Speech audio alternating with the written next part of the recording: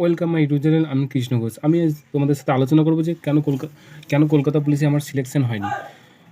তো তোমরা সামনে যারা SSC GD WB KP exam দেবে তারা কখনোই যেন এই ভুলগুলো করবে না।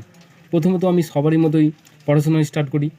আমি এবং 10 থেকে 12 ঘন্টা ডেলি পড়াশোনা, কখনো কখনো মাঝে মাঝে বেশি পড়াশোনা করি। এইভাবে আমি পড়তে থাকি এবং পিলিতে কলকাতা এক্সামের পিলিতে আমি 68 পেয়ে পিলি কোয়ালিফাই করি এবং তারপর আমি রানিংয়ে ডাক পাই এবং ব্যারাকপুরে সেখানে আমার রান পড়ে এবং আমি রানে ফার্স্ট হয়। তারপর বাড়ি এসে আমি মেন এক্সামের জন্য প্রিপারেশন করে দিই।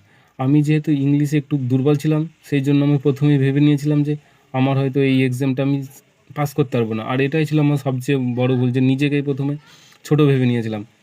আর আমার কিছু বন্ধু যারা পিলি কোয়ালিফাই করতে পারেনি, তারা বলেছিল নাকি যে মেন এক্সামের জন্য একটু মানে কঠিন কোশ্চেন আসবে, সেই জন্য আমি একটু অ্যাডভান্স লেভেলে কোশ্চেন প্র্যাকটিস করতে লেগেছিলাম।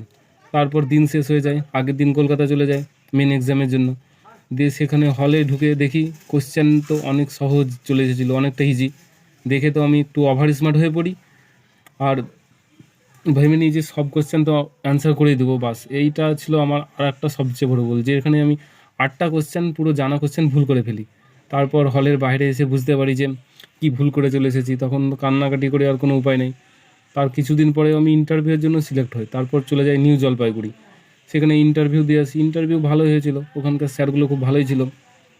দিয়ে তার কিছুদিন পরেই এক্সাম রেজাল্ট দেয়, যে আমি 67 মার্কস পাই, কিন্তু আমি ছিলাম জেনারেল, আমাদের কাট অফ ছিল 71, সেই জন্য আমি কোনো সিলেক্ট হতে পারিনি। বাস এটাই বলবো যে কোনো সময় তোমরা এক্সাম হলে নার্ভাস তো হবে না, আর ওভার স্মার্টও হবে না। এটা হচ্ছে সবচেয়ে বড় ভুল।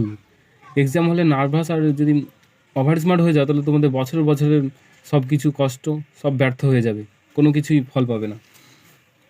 আর এটা দূর করার জন্য তোমাদেরকে মক টেস্ট যতটা পারবে মক টেস্ট প্র্যাকটিস করতে হবে, আর ওটা ভালো করে অ্যানালাইজ করতে হবে, টাইম ম্যানেজমেন্টটা ভালো করে করতে হবে।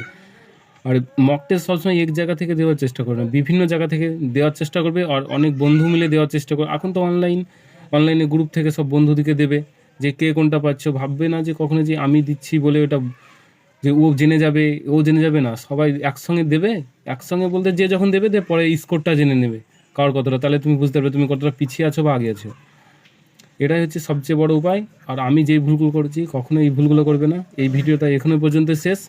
আমি পরের ভিডিওতে আমি আমার এসএসসি জিডি রেজাল্ট বেরোনোর মানে কলকাতা পুলিশের রেজাল্ট বেরোনোর পর মাত্র 20 দিন ছিল, ওই 20 দিন কীভাবে স্ট্র্যাটেজি করে আমি 123 পেয়েছি এবং সিআইএসএফে সিলেক্ট হয়েছি, পরের ভিডিওতে আনবো।